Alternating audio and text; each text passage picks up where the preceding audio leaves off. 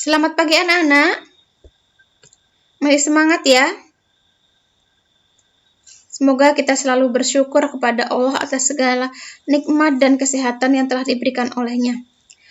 Baik, untuk pertemuan pada pagi hari ini, kita akan membahas mengenai listrik dinamis dalam kehidupan sehari-hari. Ada 3 pokok bahasan yang akan kita bahas. Yang pertama mengenai arus listrik, yang kedua mengenai rangkaian listrik, yang ketiga mengenai hukum Ohm. Di sini ada peta konsepnya. Nah, lihat gambar, perhatikan anak-anak. Di sini ada sebuah lampu yang menyala. Dari kedua gambar tersebut, timbul suatu pertanyaan. Kenapa lampu bisa menyala? Coba, kenapa lampu bisa menyala? Untuk dapat mengetahuinya, maka kita akan membahasnya pada slide berikutnya. Pada materi sebelumnya atau minggu kemarin, kita sudah belajar mengenai listrik statis. Masih ingat apa itu listrik statis? Baik, di sini Ibu gambarkan, jika ada 2 tabung, di sini ada 2 tabung ya, tabung A dan tabung B, di mana tabung A itu berisi air dan tabung B itu kosong. Apa yang akan terjadi? Air akan mengalir dari tabung A ke tabung B. Ya, betul. Selanjutnya, bagaimana jika seperti ini? Tabung B lebih rendah daripada tabung A. Air akan mengalir dengan cepat, sehingga ketinggian air pada tabung A akan semakin berkurang. Ini perbedaannya antara air dan listrik. Air itu ada sumber air, listrik itu ada sumber muatan listrik. Air dapat mengalir ke bejana lain jika terhubung, seperti tadi ada pipa penghubung, itu baru dia bisa mengalir, sedangkan listrik dapat mengalir ke perlengkapan listrik jika terhubung. Nah, contohnya kalau nih di kelas kalian, lampu bisa menyala karena ada penghubungnya, itu kabel, dan ada saklar. Kemudian, air mengalir dari tempat tinggi ke tempat yang rendah, begitu juga dengan listrik dari potensial tinggi ke potensial rendah. Perhatikan gambar berikut. Di sini ada rangkaian baterai, saklar, dan lampu. Arah arus itu dari positif, ini kutub positif itu yang ada bulat-bulatnya, ke kutub negatif. Jadi arahnya ke sini, menuju saklar. Jika saklarnya di on, arus itu akan mengalir menuju lampu sehingga lampu bisa menyala. Begitu sebaliknya, jika saklar di off, maka aliran arus listrik itu tidak dapat mengalir sehingga lampu tidak menyala. Jadi pengertian arus listrik itu apa? Arus listrik adalah banyaknya muatan listrik yang mengalir dalam suatu penghantar persatuan waktu, atau dapat kita tulis I sama dengan Q per T, di mana I sama dengan kuat arus listrik, Q itu muatan listrik, dan T itu waktu. Nih, arus listrik hanya dapat mengalir dalam rangkaian tertutup. Ini digambarkan dalam animasi. Jika rangkaian tertutup, ini arus akan mengalir ya, ini yang merah, sehingga lampu menyala. Sedangkan ketika rangkaian terbuka ini terpotong, misalkan kabelnya kepotong, itu arus tidak dapat mengalir sehingga lampu akan mati.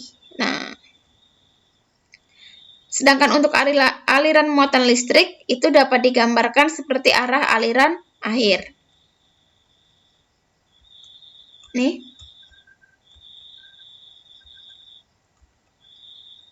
Arah arus listrik itu berkebalikan dengan arah aliran elektron.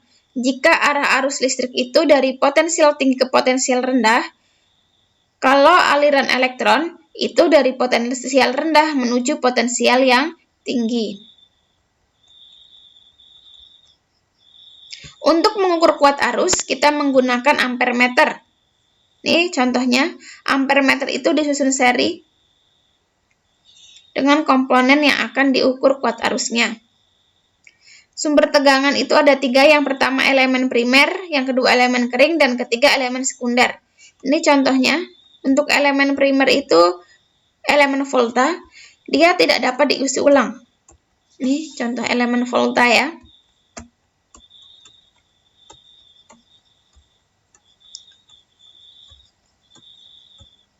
Untuk yang kedua, ada elemen kering itu batu baterai. Nih, batu baterai. Di dalamnya ada batang karbonnya. Sering lihat ya kalau baterai. Nah, untuk yang ketiga, elemen sekunder juga sering dijumpai.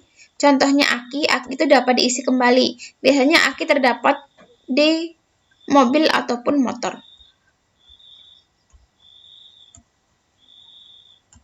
Jenis-jenis rangkaian listrik. Ada 3. Yang pertama ada rangkaian seri. Ini listriknya itu sejajar lampunya. Ada rangkaian paralel yang atas bawah. Ini paralel ya. Yang ketiga seri dan paralel atau campuran. Ini lampunya redup. Yang satu terang. Selanjutnya kita mempelajari hukum Ohm. Ini jika ada rangkaian kita gambarkan dengan simbolnya. Baterai itu simbolnya seperti ini. Kuat arus, arah panah, dan hambatan itu simbol resistor ya. Ini seperti ini. I sama dengan V per R. Ini amati video berikut. Ini aplikasi dari aplikasi PET ya. Nanti kalian bisa akses di Google. Hubungan antara kuat arus listrik, beda potensial, dan resistansi, kita dapat menggunakan aplikasi, salah satunya yaitu PET Colorado. Di sini ada tampilan mengenai hukum Ohm. Kita geser voltage dan resistansi ini sesuai dengan data yang akan kita cari. Setelah kita scroll, kita bisa melihat hubungan antara V dengan arus listrik. Begitu juga kalau kita men-scroll R ini, baik ke atas maupun ke bawah, kita akan menemukan perbedaan arus listrik sebelum scroll ini digeser maupun sesudah digeser. Ini bukan contoh. Semakin berkurang voltage-nya atau beda potensi. Nah, itu ya contohnya ya penggunaan aplikasi PET. Jadi nanti kalau kita men-scrollkan, ini kita geser ke bawah, ini kita geser ke atas, akan terjadi perubahan pada arus listrik. Begitu juga dengan resistensi. Jika kita geser, juga akan ada perubahan. Di sini Ibu gambarkan grafiknya.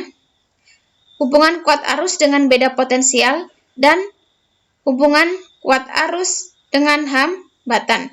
Jika dituliskan secara matematis dapat ditulis I sama dengan V per R. Ini contoh soalnya.